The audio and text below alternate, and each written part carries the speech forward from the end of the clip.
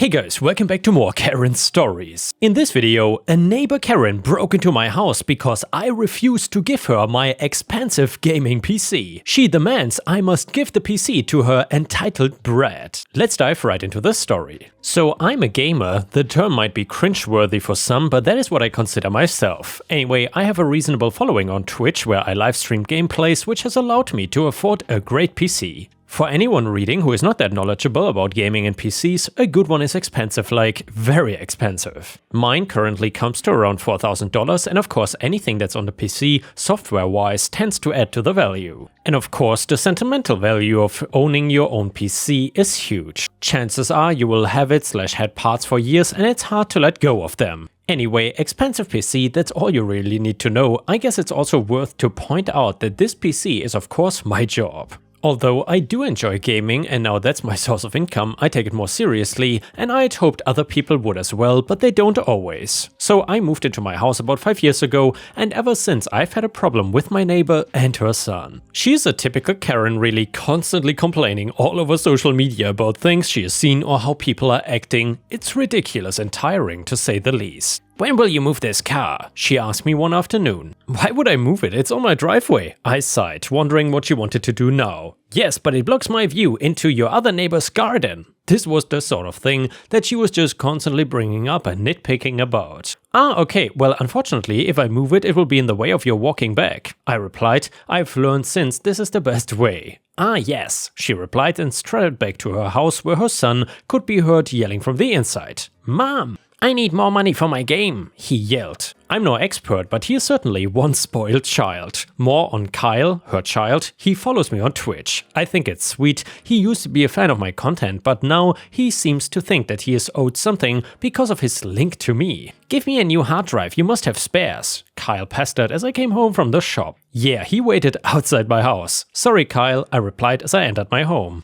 I had given him things in the past, why wouldn't I? I do get spares from sponsors etc, however, each time I give in he just gets more and more needy. So I've learned that denying him is better in the long run. "I want that PC," he screamed the next day after I had posted a PC tour to YouTube. He was screaming this outside my house for hours until his mom came over, took him inside and then came back over herself. "It's his birthday soon," Karen called up to my window. This was just getting embarrassing, so I went down to the door. "Sorry?" I asked with a sigh. "It's Kyle's birthday at the weekend. It would be great if you could give him your computer thing," she replied with a smile. "I'm sorry, but I really cannot do that. It costs way too much, it's my job, and just no." "I was not really asking," she replied and stomped her foot. "Are you threatening me?" She stared me down after that last comment. We carried on arguing for a while, and all the while I saw my opposite neighbor watching through her window. Her name is Kayla, and we are good friends. She's obsessed with watching the neighborhood. I at first thought it was creepy, but after speaking to her she explained it is her stress reliever to know what's going on.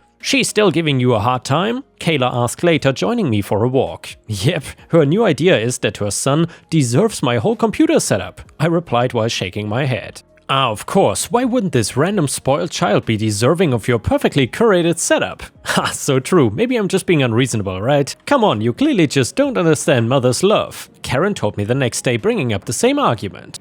Sure, you love him so much that you're not even getting him a gift yourself. Just trying to force your neighbor to do the work, huh? I quipped, getting tired of her behavior. "Just watch yourself. I can make your life much more different," she whispered while staring me down with her beady eyes. Well, that was a strange threat. I started walking back to my house when Karen called. "I'll be getting it one way or another." Before she could finish, I slammed the door and she went absolutely wild. She started slamming her fists into my door to do what I haven't gotten a clue from, but it wasn't working to break the door down if that was the plan. She was there for hours screaming at the door that her son needed the PC and that he deserved it for being such a good boy. Not a clue where she got that from, by the way. The following day I was away on a trip to visit some old friends, so of course was away from house. I had a window downstairs that had slightly cracked glass and I was too lazy to fix it for months. Now, stupid of me, I know. While I was out, as I later learned, Karen decided to take it upon herself to enter my house through that window, and obviously the cracked glass made it easy to get through. She literally broke and entered into my home.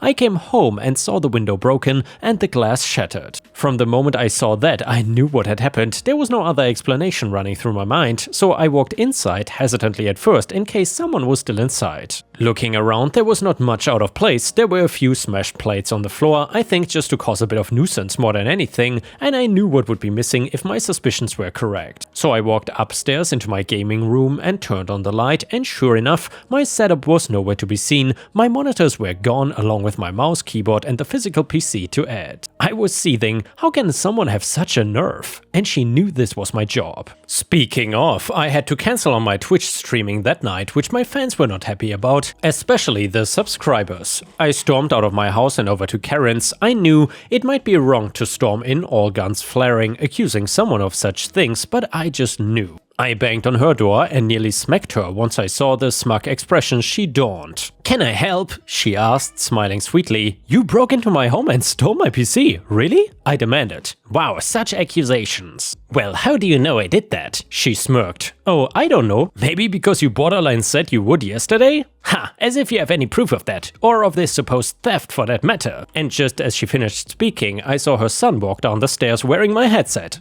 "Right, and those headphones? Those are Kyle's," she replied smugly. I was about to interject and let her know that they are one-of-a-kind headphones, so they would have to be mine, when I realized that telling her that would make her get rid of them. So I just kept silent. "I'll be getting the police involved if my property is not returned to me," I stated. "We have not taken anything of yours. In fact, I find it quite rude that you are insinuating such a thing of me." She put her hand on her heart. I rolled my eyes. "Right, I guess we're doing this the difficult way." "I guess so," she stated and slammed the door. I was so angry. It annoyed me that she thought she could do something so wrong and just get away with it. It annoyed me that her son was so spoiled rotten, and furthermore it annoyed me that I would have to put time and effort into solving this whole situation. As I was walking back to my house, I spotted Kayla walking towards me from her house. She was smiling, so I assumed she didn't know what had happened. "Hey," I began. "No need, I saw it happen," she interjected. "What? Your computer setup or whatever. Karen stole it all. Right after you had left, she snuck into your house and then came out with everything slowly but surely." Yeah, I knew it must have been her. And her son is parading around some of my gear, which is a slight giveaway, I would say. I will go to the police. It doesn't sound like she'll be giving my things back anytime soon. "I can help with that," Kayla said smugly. "I filmed it." "Ha, no way, that's amazing." I laughed and then leaned over to watch the video she was showing me. And sure enough, it depicts Karen sneaking over to my house, prying open the window, borderline snapping the hinges and then shoving herself inside. A few minutes later, she comes out carrying my PC, and then a few more trips later and she's taken the rest of my setup. And once that's all finally done, she slinks off to her home with everything, a massive smirk on her face, and Kayla then came with me to the police station, which was super kind of her. I walked in and filed the report. We handed over the video footage, which is obviously our main evidence, and Kayla also gave a witness statement, and after that, I finally accounted for everything that had gone missing. Listing it all off, the police said they would process the report and we would hear news soon. I went home rather smug, knowing that the chances of Karen getting some actual jail time are high. She did not just break and enter, but she stole a very heftily priced setup. "Hello," she smirked at me as I passed. "Hey," I waved with an even bigger grin, something which made her face fall. "What's up with you?" she demanded. "What do you mean? Am I not allowed to be happy?" I asked with a laugh. She narrowed her eyes at me and said, "What are you up to?" "What am I up to?" I gasped with a hand on my chest. "Nothing for you to worry about." Later, the police turned up to search Karen's property. "What's going on here?" she demanded as the police entered her house. I heard the chaos ensue from outside. Kyle began screaming like crazy as they began looking through his room and obviously finding my PC. He continued screaming while they removed all of my gear, taking it to the police car until they confirmed it was mine. "How dare you do this?" Karen wailed as she was dragged out of the house in handcuffs. "What about Kyle?" At that moment I realized I had not thought about Kyle and felt some guilt creep in. But then again, maybe he would do better with some different guardian for a while. Karen was arrested for breaking and entering and of course theft, and she got jail time as well. A time in which I planned to have moved out. I got my PC back of course and have carried on streaming. I even went viral for telling this story. Kayla got never-ending thanks from me and even got a few snippets in the local papers for being a local hero. So I guess everything worked out in the end. And the next one is titled Karen the Education Expert, posted by user GreenCloud65 on r/ripe stories. So a bit of background first. I own a small fast food restaurant in Germany, nothing big, it was just me working there, along with on full-time employee 44 hours per week and 2 half-time employees 22 hours per week. We sold mainly fries, bratwurst and currywurst, schnitzel and rotisserie chicken, nothing fancy but everything of good quality and very reasonably priced. The restaurant was in a predominantly residential neighborhood, so many locals used us for a quick lunch or dinner. One of the regulars was a young family of Kurdish descent. Especially the father ate here often, mostly during his lunch break, as he was a cab driver. His wife also used to frequent us, but mostly when either their son, 6 years old, or their little daughter, almost 4 years old, had earned a visit to my restaurant as a treat for good grades or behavior. Both kids were quite mature for their respective age and always a delight to have around. One day the Kurdish wife, let's call her Sophie, came around noon with her little daughter Annie, not her real name of course, and I saw through the window that she gave the girl a 10-euro bill and the girl entered my restaurant. As there were 2 other customers in line before her, she waited patiently. When it was her turn, she stood on her toes, reached up as far as she could and barely managed to put the bill on the counter. Then she ordered a regular portion of fries with ketchup and 1 chicken leg. All the time her mom was watching through the window, so I guessed that either Annie had asked to order for herself or that Sophie wanted to teach her some self-reliance, which is always a good thing in my book. So there I was, staring down on the cutest little girl with her big dark eyes and a bushy heap of black locks, grinning up at me. So I treat her as I would any adult customer and told her the total, taking the bill and giving her the change. I also told her that the food would take a few minutes and that I would be delighted to serve her then. So now it's time to explain the restaurant layout a bit. We have not many tables, just 2 with a table running along the wall between them. All are at bar height and the 2 tables have each 3 stools. With standing customers we could accommodate up to 7 customers and even then they would be rubbing shoulders. Now, one table was taken by 2 regulars, workers from the supermarket across the street, and there were 2 students from the neighborhood's high school, Realschule in German, standing at the wall counter, and at the last table sat another regular, a cab driver who always seems to be a bit grumpy, but in reality is a very kind and friendly man, just in a gruff way. Since he sat alone at a table, Annie decided to climb one of the 3 stools at his table. When she sat, she introduced herself and started to chat with the grumpy guy, as only young kids can. Meanwhile, the mother, Sophie, had also entered and was waiting to order. Unfortunately, there was another customer in front of her. This was a woman that came once or twice every week and always was a bit annoying. She was always complaining about something, not with the food, but the weather was too hot, too cold, too rainy, the politics were always wrong, local and federal stuff, and so on. And she was not quiet with her opinion either. What was annoying was the fact that she tended to see only her point of view as the 100% correct one. Every other opinion was wrong on at least one point. Let's call her Karen for ease of reference. As she saw the girl taking the last free seat, yes, technically there was a 3rd stool at each table, but you really couldn't eat there for lack of space, she immediately complained to me that she had no room to sit and that I should make the girl vacate her seat. I said, that young girl is as much a customer as you are and thus fully entitled to sit if there's a free seat. Karen, but she's just a little kid, you don't even know where she got the money from. What if she stole it from her parents? At that moment Sophie chimed in, that girl is my daughter and I gave her the money as it is her 4th birthday and she wanted to order for herself and eat here like an adult, since we usually take the meals home and eat there. Karen obviously just heard what she wanted to hear, so she said, so you can just take the food to go and eat in the comfort of your own home. There's no reason your child should sit here and occupy a spot that a grown-up customer could use, especially one that's older and might have trouble standing over a long period. Just to clarify, Karen, though around 60 years old, my guess would not qualify as old in my book, also I know her to be of good health and having no troubles with walking, standing or other actions of the lower extremities. She now was berating Sophie. Anyway, a child should not be taught buying stuff for herself or speaking with random strangers, especially treating them like equals. Sophie now was getting angry but couldn't answer right away, mostly due to not being super fluent in German, so I stepped in as I was leaving my spot behind the counter to bring the plate with fries and chicken to the little girl, who was fortunately engrossed in telling the cab driver all about her day at kindergarten. I said in a calm voice, I would say that teaching children to behave themselves and treating others with respect also awards them the same respect by others. She paid for her food, treated me politely and friendly, so I serve her. If you don't like it, there's a McDonald's 300 meters down the road. As I said that, it must have triggered something in her. Karen swiped the plate I had just put on the table in front of any of the tabletops, sending it smashing in my glass counter, shattering the glass and showering all my trays with raw schnitzel or bratwurst and the bowls with my salad ingredients with glass shards. The sudden action also startled Annie, and she began to cry, more of shock and surprise, as she was not hurt. This caused her mother Sophie to be startled and begin fuming with anger. But before anyone could really react, the cabbie stood up, squared off with Karen,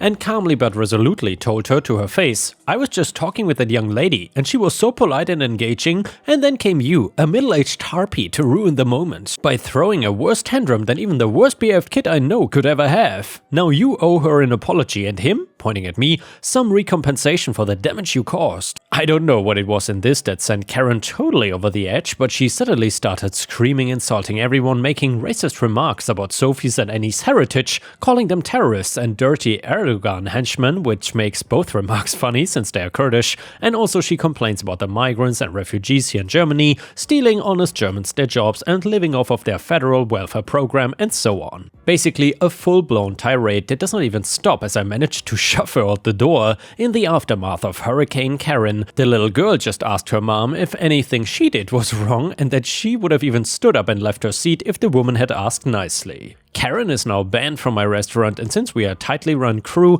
all four of us know that and her face, so she could not even sneak in on my days off. And now let's move on to the next story. It starts like this. The house I live in has been around for 150 years. You astute readers out there will recognize that this is just after the end of the Civil War. My great-great-great-grandfather, I'm not usually sure how many greats, but I recently had to check my facts, built it with his own bare hands. He built it after the war had flattened all the buildings on his land. He had people coming to make offers on it, as much of the land in the area was dirt cheap after being stained with blood. He turned them all down though and brought his family back down as soon as it was standing. Now, through its century and a half, it has had a few additions and renovations. Plumbing and electricity snaked their way through the walls. All the while, its heart was kept strong. It was passed down through the generations until it fell into my father's hands. I was only the second man in my family born in a hospital, the first being my older brother, but we were no less shaped by it. Unfortunately, my brother was a victim of Vietnam, so I was the first man to graduate from college in my family. My father was a strong man in many ways. He was an only child, but he did not give his parents the time to wish that they could have had more.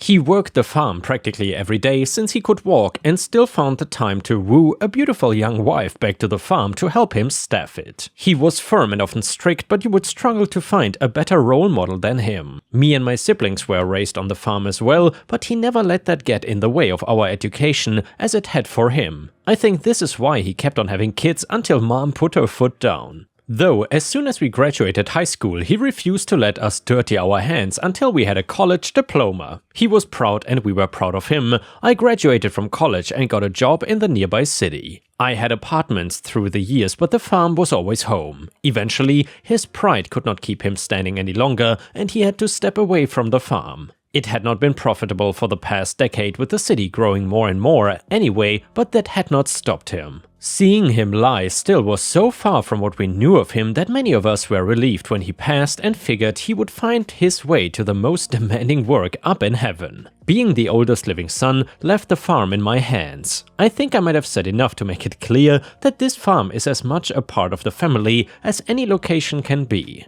My lifeblood runs through this place, and if you think I hesitated for a second when I had the option to move my family out here in exchange for an extra 30 minutes on my commute, then you would be wrong. Also notably, the city grew long after my home had broken in the land. When I inherited the place, the area around me was to be the newest suburban escape from the city, a satellite town or something like that. I had my fun turning down the offers for the land and would often make a game of fighting them off. We would have a billboard with all our vanquished foes and their proposed contracts. My lawyer told me it was best to keep the document, so why not make a display? I never liked hunting, but I assume it was the same satisfaction of having a 12-pointer up on the living room wall. The best part of the display in either case seemed to be passing the art down to my own children. I know any salesman that tries to cheat them will be in for a long fight. By the time I came along, the housing development had been completed. The letters I received that were not commercial real estate offers were usually from the HOA requesting that I join the association and put my land under their protection. As if my land needs the protection of a group of soft middle-aged couples. I promptly replied, as I always did to anything trying to tarnish my land, and pinned away copies of the letters as usual. Eventually, they quieted down, as it was offers slowed to a trickle when the fateful envelope came in the mail. This made it somewhat notable. What really made this one unique was that it was the warning of the eventual eviction that would come without payment starting towards a lien. A lien in the hands of something as silly as an HOA. I read through the rest of the document and discovered that they claimed to hold a lien over my 150-year-old house in order to recoup 5 years of missed fees and dues. First thing to do was calm down to make sure that I did not strangle and beat the first person I came across. Second, call my lawyer and schedule a meeting. Third, go and see if the person who sent this letter had recently escaped from a padded cell.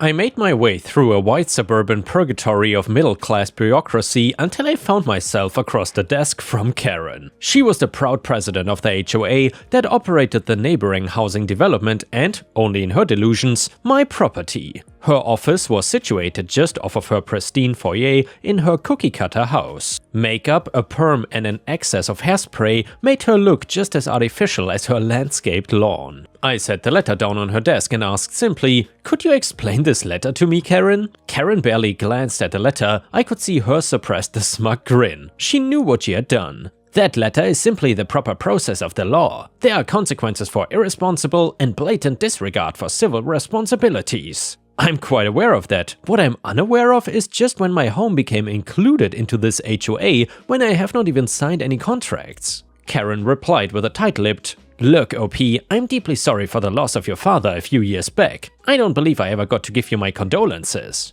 I had a good relationship with your father, and before he passed, he decided to make sure his land was cared for by joining my HOA. I leaned forward and put my hand down on the letter. My father made sure the land was cared for when he left it to me.